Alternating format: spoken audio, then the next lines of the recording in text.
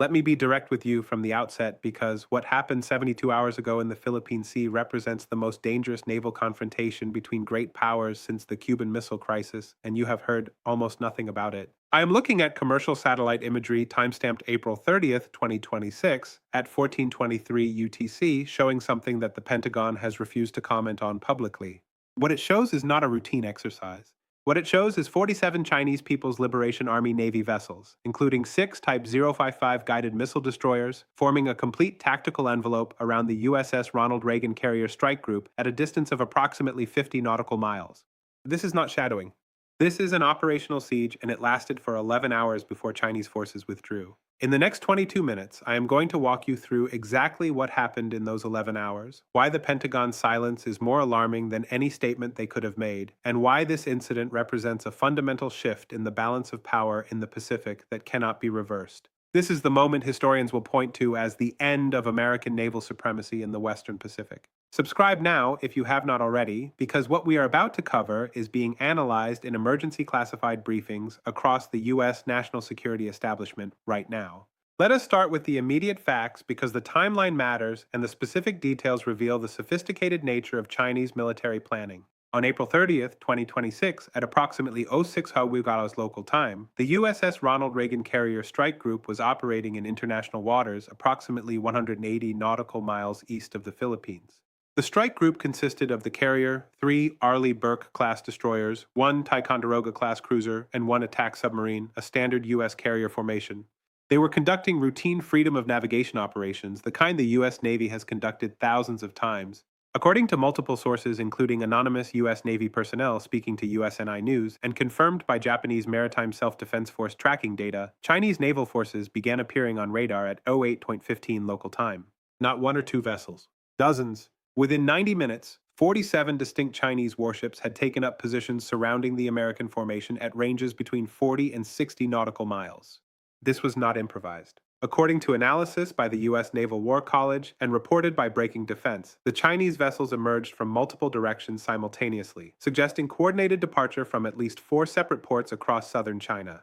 The logistics required to position 47 warships at a specific location in the Philippine Sea at a specific time requires weeks of planning, detailed weather analysis, and precise navigation. China did not stumble into this confrontation. China engineered it. Subscribe if you are watching this and realizing the level of coordination this required is far beyond anything China has demonstrated publicly before. Now let us talk about what those 11 hours actually looked like, because this is where the tactical implications become genuinely terrifying for American naval planners. Announcement number 1, the weapons geometry. And this matters more than anything else because it reveals just how vulnerable American carriers have become. The 47 Chinese vessels included 6 Type 055 destroyers, each carrying 112 vertical launch cells capable of firing YJ-18 anti-ship cruise missiles with a range of approximately 540 kilometers. Simple math, 6 destroyers times 112 missiles equals 672 anti-ship missiles theoretically available for simultaneous launch. The USS Ronald Reagan Carrier Strike Group's defensive systems, including SM-2, SM-6, and Evolved Sea Sparrow missiles, can theoretically engage multiple targets, but saturation is a numbers game. According to retired U.S. Navy Captain Carl Schuster speaking to the War Zone, a carrier strike group can defend against approximately 40 to 60 simultaneous incoming missiles before defensive systems are overwhelmed. The Chinese force surrounding the Reagan had theoretical first strike capacity an order of magnitude higher than American defenses could handle. This is not a fair fight.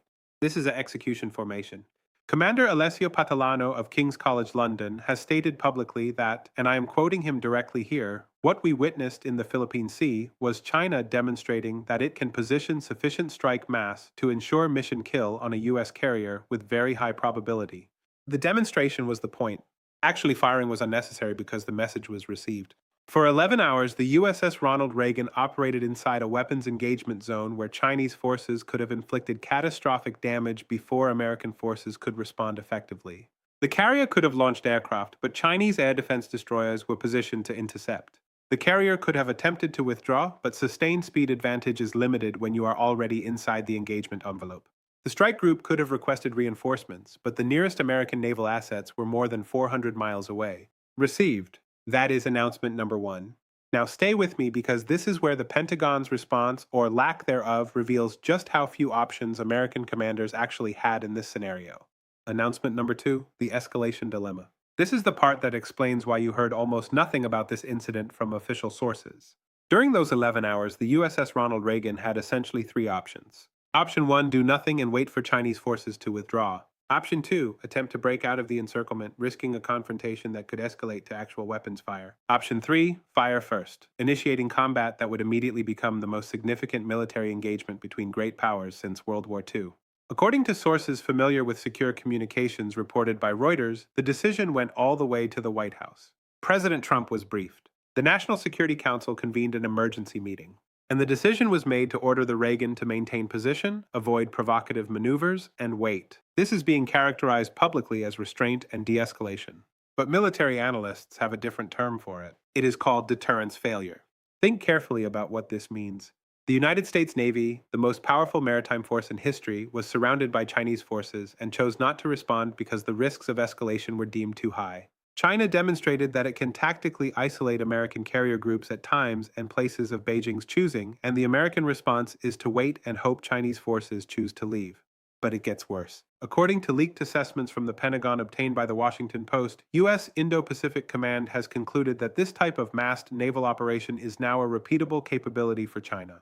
The People's Liberation Army Navy can surge 40-plus vessels into a specific operational area on relatively short notice, something that was considered impossible as recently as 2023. The assumption that China could not coordinate large-scale naval operations has been proven wrong at exactly the wrong time. Admiral John Aquilino, commander of U.S. Indo-Pacific Command, gave a carefully worded press conference on May 2nd where he stated that, and I am quoting, "The United States Navy remains fully capable of executing its missions in the Indo-Pacific, but we are adapting our operational concepts to account for the evolving threat environment. In plain language, we are changing how we operate because our previous approaches are no longer viable."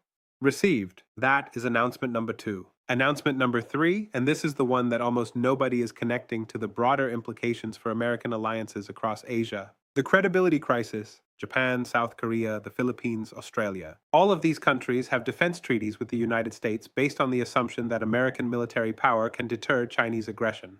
But if the U.S. Navy cannot operate freely in the Philippine Sea without risking encirclement by Chinese forces, what does that mean for America's ability to defend its allies? According to reporting by the Japan Times, Japanese self-defense force leadership held emergency consultations within hours of the Philippine Sea incident. The public statements were supportive of the U.S. alliance. The private conversations, according to sources familiar with the meetings, were deeply pessimistic about American capability to prevail in a naval confrontation with China near Chinese coastal waters. The Philippines is particularly exposed. Under the Mutual Defense Treaty, the United States is obligated to assist the Philippines if its forces are attacked. But the Philippine Sea incident demonstrated that Chinese forces can establish local naval superiority against American carrier groups. If China wanted to seize Philippine-controlled features in the South China Sea, could the United States actually prevent it? And if the United States cannot prevent it, what is the value of the defense treaty? This is not hypothetical. On May 1, 2026, less than 24 hours after Chinese forces withdrew from the Reagan encirclement, Chinese Coast Guard vessels forced a Philippine resupply ship away from Second Thomas Shoal, a feature the Philippines claims and occupies with a small garrison. The Philippines protested. The United States issued a statement of concern, but no American ships were sent to the area. The reason is obvious. Nobody wants another encirclement scenario. If you live in Asia and your country depends on American security guarantees, what happened in the Philippine Sea is not a distant military incident. It is a fundamental question about whether those guarantees remain credible. If you are a defense analyst, this is a case study in how to defeat carrier-based power projection without firing a shot. And if you are an American taxpayer who has funded the world's most expensive navy, you should be asking why 47 Chinese ships can operationally neutralize a carrier strike group that costs tens of billions of dollars. Now let us talk about what is really happening behind the official silence, because there are two stories and only one of them is being told in public briefings. The public story is about professionalism and de-escalation. Both sides maintained communications. No shots were fired. The incident was resolved peacefully.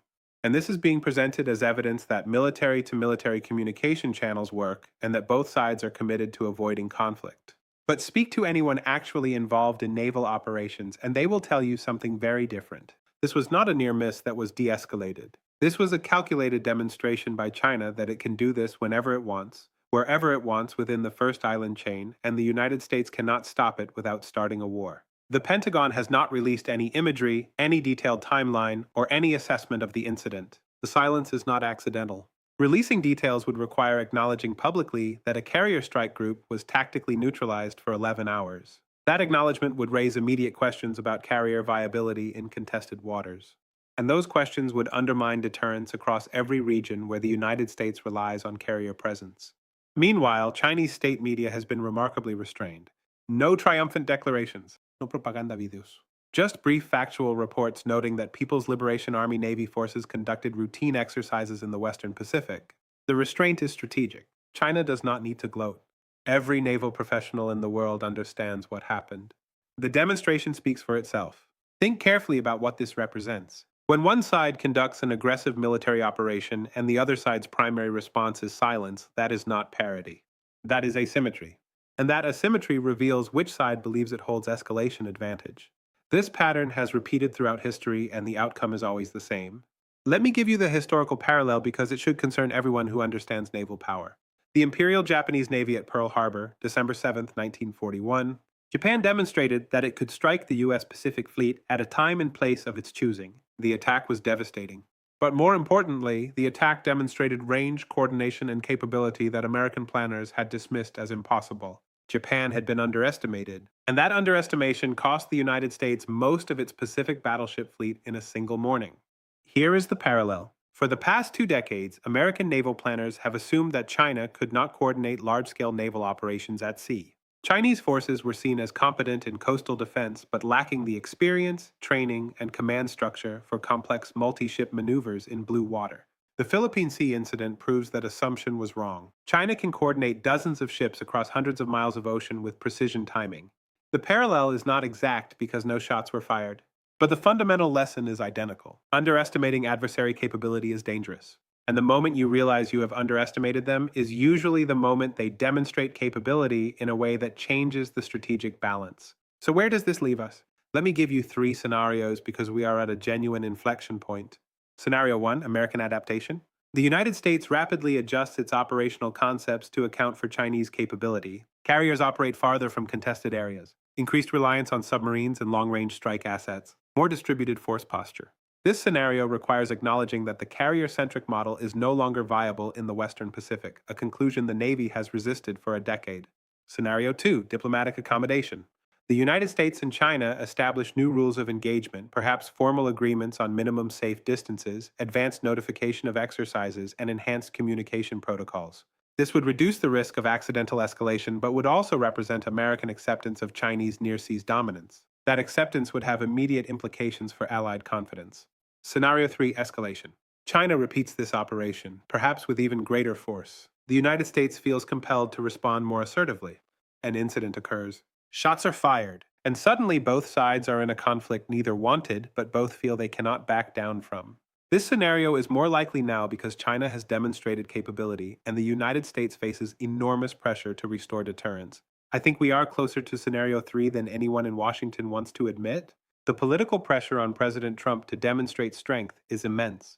The military pressure on Indo-Pacific Command to restore credibility is immense. And the Chinese assessment that the United States is declining relative to China is reinforced by every incident like the Philippine Sea encirclement. Here are the questions I want you to take away. If American carriers cannot operate safely in the Western Pacific, what is the U.S. Navy's actual mission in the region? If allies cannot rely on American military power to deter Chinese coercion, what alternative security arrangements will they seek? And if China can operationally neutralize American carrier groups without firing a shot, what does that mean for the next crisis over Taiwan, the South China Sea, or the Korean Peninsula? Tell me in the comments what you think the U.S. Navy does next. Tell me if you think carriers are obsolete in the Pacific, or if this is temporary tactical advantage. Tell me if you think American allies start hedging their bets, or if they maintain faith in U.S. security guarantees. We will keep tracking every development because what happened in the Philippine Sea is not an isolated incident. It is a preview of the new normal.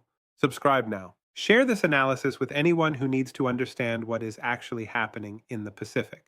Turn on notifications because the next confrontation could happen at any time, and when it does, you will want the analysis that explains what is really at stake. We will see you in the next briefing.